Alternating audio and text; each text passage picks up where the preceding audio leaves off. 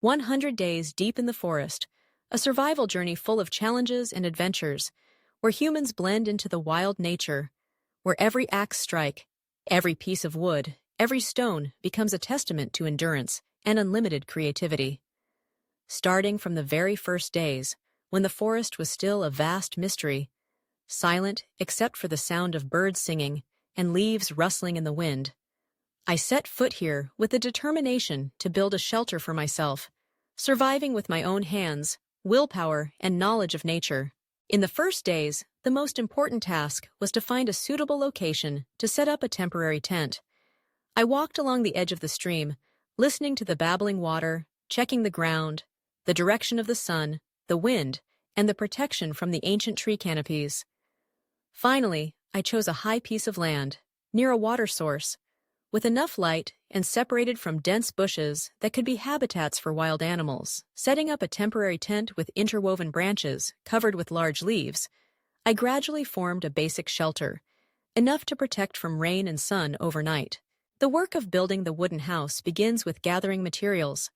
I use an axe to fell straight pine trees, carefully selecting each trunk that is large enough, with thick and sturdy bark. Transporting the wood through the forest is not easy. Each heavy trunk must be dragged, resisting the weight of the weather and the rugged terrain. Every day, drops of sweat fall, soaking into the ground, blending with the scent of pine resin and the forest breeze.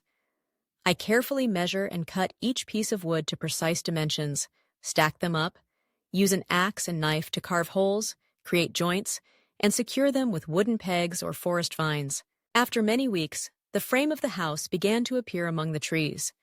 I built the walls and roofed it with thick bark panels or leaf thatch taken from the forest, ensuring that rainwater could not seep through. The floor was raised to avoid dampness and insects. Small windows were carved out to let in light and natural ventilation.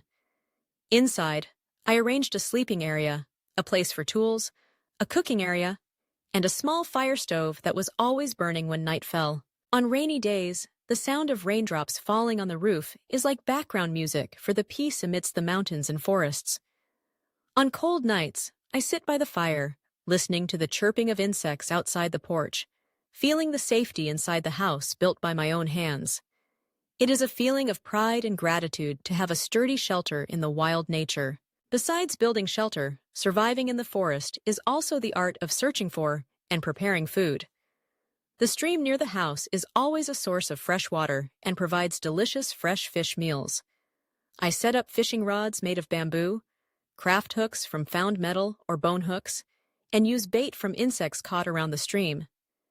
Sometimes I use nets woven from forest vines to set traps, patiently wait, or wade into the water using a homemade scoop to catch fish. In the early mornings, when the mist still lingers over the water, I quietly cast the bait, watching the water ripple gently. When a fish bites, a thrilling, eager feeling surges through the line. Some days, I am lucky enough to catch large fish, their fins shimmering silver under the sunlight, with firm flesh and rich, sweet flavor. Those fish become a lavish feast deep in the forest, grilled over glowing coals, eaten with forest leaves, or various roots and fruits found around the house. Sometimes, I also challenge myself with hunting skills and small animal traps. Using vines and branches, I make simple traps placed along paths, following animal tracks imprinted on the ground. The result is wild rabbits, sparrows, or small squirrels, adding valuable nutritional sources. I learn how to prepare and preserve food by smoking, drying, and storing for days of strong winds and heavy rain. Alongside earning a living, I also took advantage of the time to improve my living space, building a small storage shed for food, erecting fences to keep wild animals out, making chairs and tables from scrap wood, creating a small garden to grow wild vegetables and herbs. I learned to observe weather changes, predict heavy rains, and guard against natural dangers such as venomous snakes, insects, or strong winds. Each day that passes, I realize I am growing more mature, stronger, more resilient, and patient. Every scratch on my hand, every bruise on my leg is a mark of relentless effort.